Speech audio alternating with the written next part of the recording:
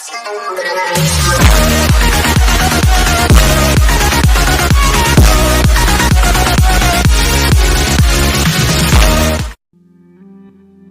Mastery of Destiny by James Allen, Chapter 6, Mind Building and Life Building. Everything, both in nature and the works of man, is produced by a process of building. The rock is built up of atoms. The planet, the animal, and men are built up of cells. A house is built of bricks, and a book is built of letters. A world is composed of a large number of forms, and a city of a large number of houses. The arts, sciences, and institutions of a nation are built up by the efforts of individuals. The history of a nation is the building of its deeds. The process of building necessitates the alternate process of breaking down. Old forms that have served their purpose are broken up, and the material of which they are composed enters into new combinations. There is reciprocal integration and disintegration.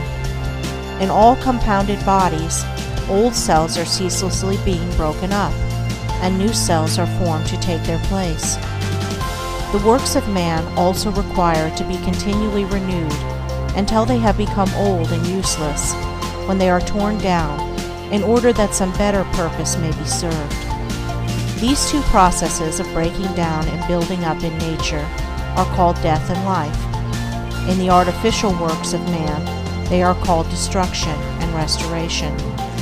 This dual process, which obtains universally in things visible, also obtains universally in things invisible. As a body is built of cells and a house of bricks, so a man's mind is built of thoughts.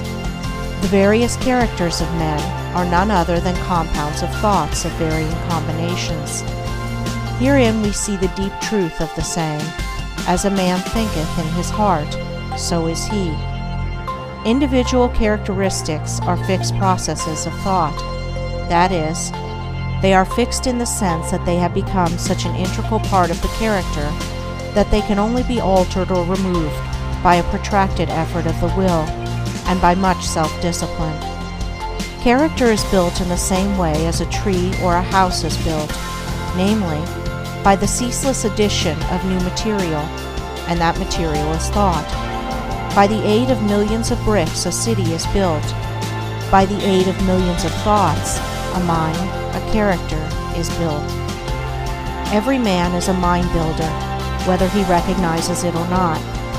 Every man must perforce think, and every thought is another brick laid down in the edifice of mind. Such bricklaying is done loosely and carelessly by the vast number of people, the result being unstable and tottering characters that are ready to go down under the first little gust of trouble or temptation. Some also put into the building of their minds large numbers of impure thoughts. These are so many rotten bricks that crumble away as fast as they are put in, leaving always an unfinished and unsightly building, and one which can afford no comfort and no shelter for its possessor. Debilitating thoughts about one's health, enervating thoughts concerning unlawful pleasures, weakening thoughts of failure, and sickly thoughts of self-pity and self-praise are useless bricks with which no substantial mind temple can be raised. Pure thoughts, wisely chosen and well placed, are so many durable bricks which will never crumble away, and from which a finished and beautiful building, and one which affords comfort and shelter for its possessor, can be rapidly erected. Bracing thoughts of strength, of confidence, of duty, inspiring thoughts of a large, free, unfettered, and unselfish life, are useful bricks with which a substantial mind temple can be raised, and the building of such a temple necessitates that old and useless habits of thought be broken down and destroyed.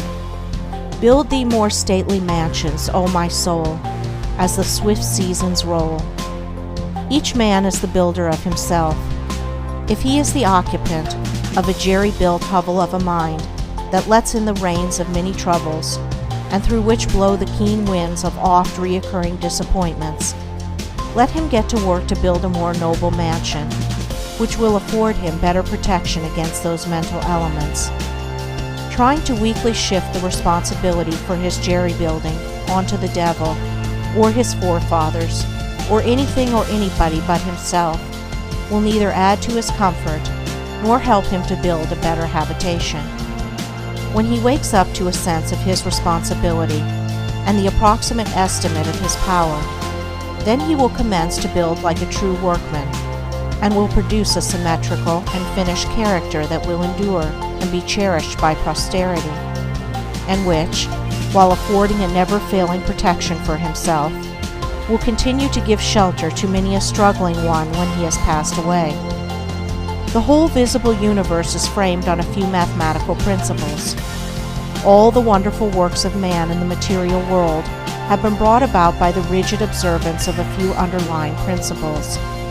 And all that there is to the making of a successful, happy, and beautiful life is the knowledge and application of a few simple root principles. If a man is to erect a building that is to resist the fiercest storms, he must build it on a simple mathematical principle, or law, such as the square or the circle. If he ignores this, his edifice will topple down even before it is finished. Likewise, if a man is to build up a successful, strong, and exemplary life, a life that will stoutly resist the fiercest storms of adversity and temptation, it must be framed on a few simple, undeviating moral principles. 4 of these principles are justice, rectitude, sincerity, and kindness. These 4 ethical truths are to the making of a life what the 4 lines of a square are to the building of a house.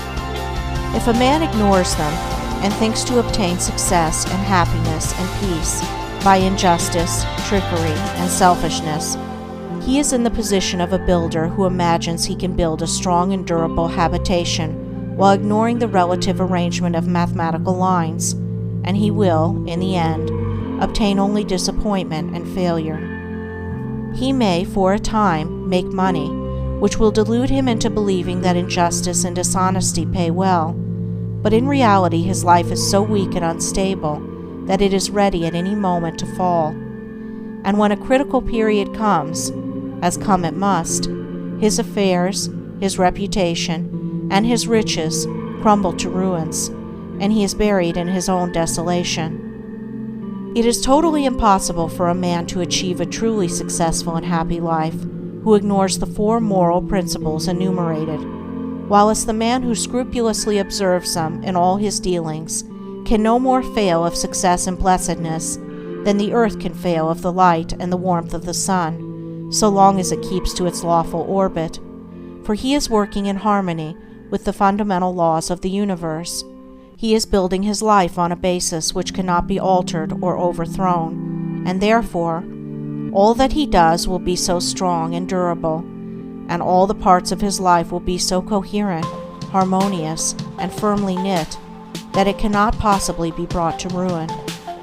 In all the universe, forms which are built up by the great invisible and unerring power will be found that the observance of mathematical law is carried out with unfailing exactitude down to the most minute detail. The microscope reveals the fact that the infinitely small is as perfect as the infinitely great. A snowflake is as perfect as a star. Likewise, in the erection of a building by man, the strictest attention must be paid to every detail. A foundation must first be laid, and although it is to be buried and hidden, it must receive the greatest care, and be made stronger than any other part of the building. Then stone upon stone, brick upon brick, is carefully laid with the aid of the plumb line, until at last the building stands complete in its durability, strength, and beauty. Even so it is with the life of a man. He who would have a life secure and blessed, a life freed from the miseries and failures to which so many fall victims, must carry the practice of the moral principles into every detail of his life, into every momentary duty and trivial transaction. In every little thing he need be thorough and honest, neglecting nothing. To neglect or misapply any little detail be he commercial man, agriculturist, professional man, or artisan, is the same as neglecting a stone or a brick in a building, and it will be a source of weakness and trouble. The majority of those who fail and come to grief do so through neglecting the apparently insignificant details. It is a common error to suppose that little things can be passed by, and that the greater things are more important and should receive all attention. But a cursory glance at the universe, as well as a little serious reflection on life, will teach the lesson that nothing great can exist which is not made up of small details, and in the composition of which every detail is perfect. He who adopts the four ethical principles as the law and base of his life, who raises the edifice of character upon them, who in his thoughts and words and actions does not wander from them, whose every duty and every passing transaction is performed in strict accordance with their exactions, such a man, laying down the hidden foundation of integrity of heart securely and strongly, cannot fail to raise up a structure which shall bring him honor, and he is building a temple in which he can repose in peace and blessedness, even the strong and beautiful temple of his life. End of chapter 6.